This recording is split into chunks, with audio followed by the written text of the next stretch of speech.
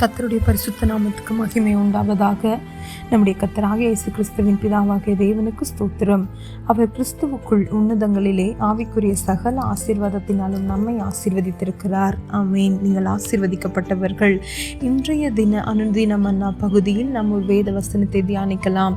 நீதிமொழிகள் 8வது அதிகாரம் 17, 18 வசனங்கள் மற்றும் 20, 21 வசனங்களிலே, என்னை சிநேகிக்கிறவர்களை நான் சிநேகிக்கிறேன், அதிகாலையில் என்னை தேடுகிறவர்கள் என்னை கண்டடைவார்கள்.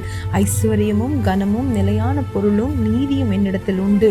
ஆமேன். கர்த்தரை சிநேகிக்கிறவர்கள், என்னை சிநேகிக்கிறவர்கள் மெய்ப்பொருளை சுதந்தரிக்கும்படி அவர்களுடைய களஞ்சியங்களை நான் நிரப்பும்படிக்கு அவர்களை நீதியின் வழியிலும் நியாய பாதைகளுக்குள்ளும் நடத்துகிறேன். நாம் கர்த்தரை சிநேகிக்கிறவர்களாய் மாற வேண்டும். நாம் கர்த்தரை சிநேகிக்கிறவர்களாய் இருந்தால் நம்முடைய வாழ்க்கையில மெய்ப்பொருளை நாம் சுதந்தரிக்கும்படி கர்த்தர் நம்முடைய களஞ்சியங்களை நிரப்புவாராம். அதுபோல நாம் நீதியின் வழியிலும் நியாய பாதைகளிலும் அவர் நம்மை நடத்துகிறார்.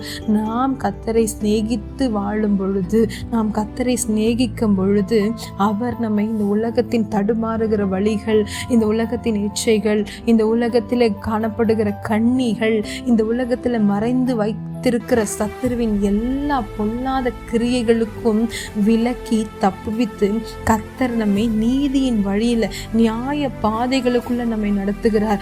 ஏன் இந்த பாதையில கர்த்தர் நம்மை நடத்துகிறார் என்றால், நாம் மெய்ப்பொருளை சுதந்தரிக்கும்படி, நாம் நம்முடைய களஞ்சியங்கள் நிரப்பும்படி, நம்முடைய குடும்பத்துல நம்ம வாழ்க்கையில ஐஸ்வர்யமும் கனமும் நிலையான பொருளும் நீதியும் நம்மிடத்திலே பெருகும்படி கர்த்தர் நம்மை சிநேகித்து அவர் என்ன பண்ணுகிறாரா, நம்மை நீதியின் பாதையில நியாய பாதையில அவர் நடத்துகிறாரா.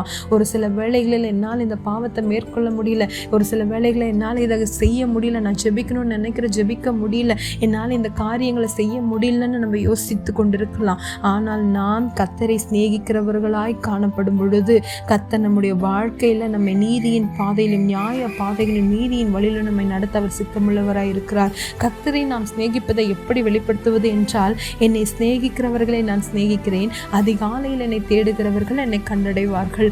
நாம் ஒவ்வொரு நாளும் அதிகாலையில் எழுந்து கர்த்தருடைய முகத்தை தேடுவோம் என்றால் நாம் கர்த்தரை சிநேகிக்கிறோம். நாம் கர்த்தரை சிநேகிக்கிறவர்களை கர்த்தர் திரும்ப நம்மை சிநேகிக்கிறவர்களாய் இருக்கிறார்.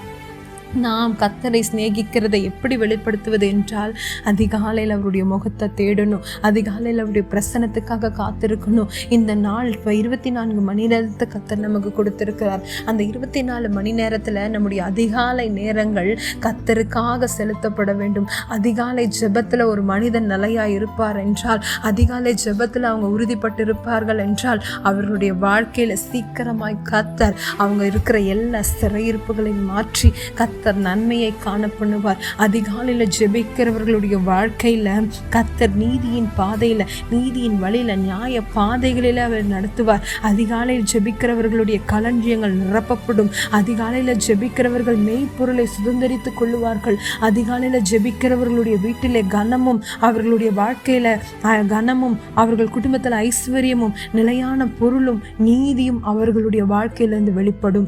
இந்த நாளிலே ஆவியானவர் நம்மோடு பேசிக்கொண்டு இருக்கிறார். நாம் அதிகாலையில தேவனை தேடுகிறவர்களாய் இருக்க வேண்டும். அதிகாலை வேளையில நம்மை ஜெபிக்க முடியாதபடி நம்முடைய சரீரம் நமக்கு ஒத்துழைக்காது.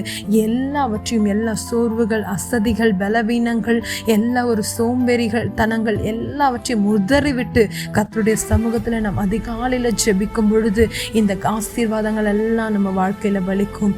ஆமென். நீங்கள் ஆசீர்வதிக்கப்பட்டவர்கள்.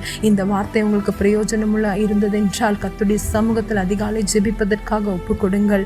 கர்த்தர் உங்கள் ஒவ்வொருவரையும் ஆசீர்வதிப்பாராக. ஆமென். God bless you.